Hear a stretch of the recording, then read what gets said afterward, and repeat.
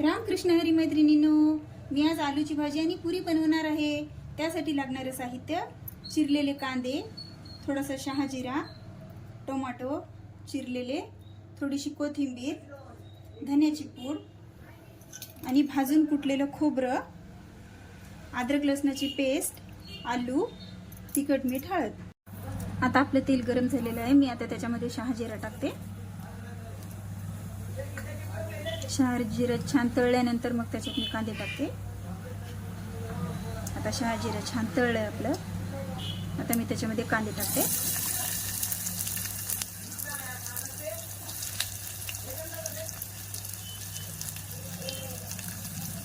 आणि मग छान लाल होईपर्यंत परतून घेते.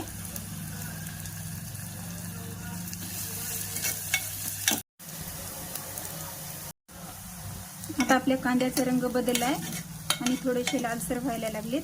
मी आता त्याच्यात सगळा मसाला आणि तिखट, मीठ, हळद टाकून घेते. त्याच्यामध्ये 1 चमचा अद्रक लसणाची पेस्ट,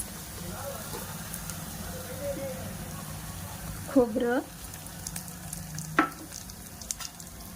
धन्याची पावडर,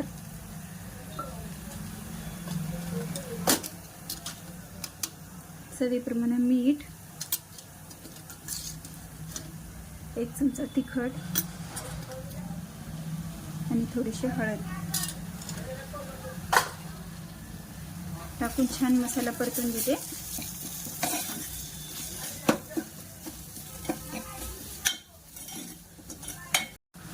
आता आपला मसाला छान परतून झालाय.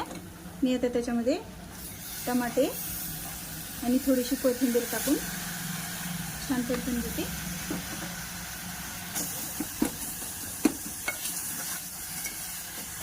आणि मग छान शिजवून घेते थोडा वेळ.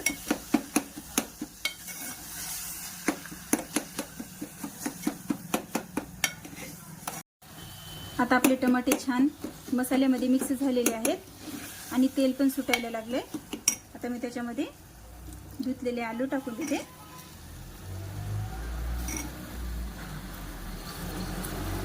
आणि मग छान कालून घेते.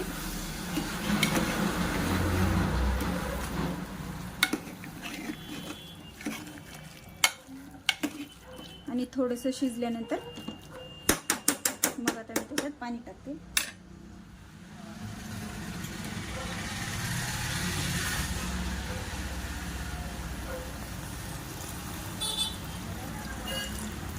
आपल्याला लागेल तेवढंच पाणी टाकायचं.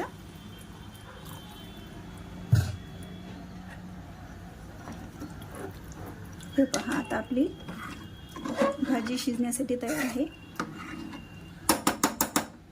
आता मी कुकर लावून 2 शिट्या काढून घेते.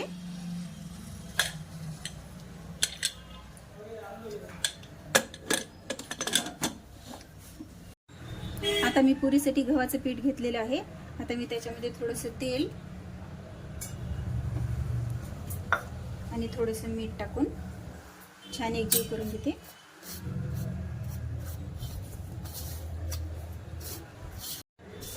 आता मी पीठ छान एकजीव करून घेतले.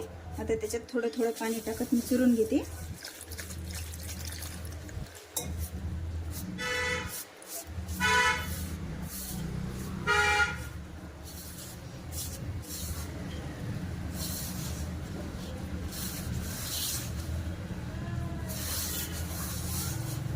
हे पहा, आता मी छान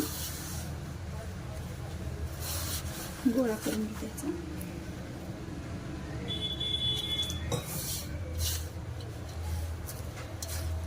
पीठ जास्त घट्ट पण करायचं नाही आणि पातळ पण करायचं नाही.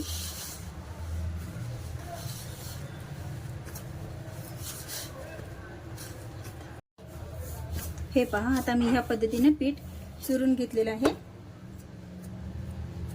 आता मी याला 10 मिनिटं झाकून ठेवते. ही पहा, आता आपली भाजी झालेली आहे. आता आपले पीठ छान भिजलेलं आहे. आता मी याचे गोळे बनवून घेते. आता मी पीठ लावून पुरी लाटून घेते.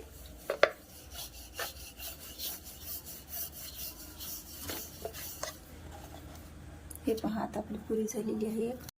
हे पहा आता आपलं तेल तापलेलं आहे. मी आता त्याच्यात पुरी सोडत आहे. हे पहा आता आपली पुरी कशी टम्म फुगलेली आहे. मी आता त्याला परतून घेते.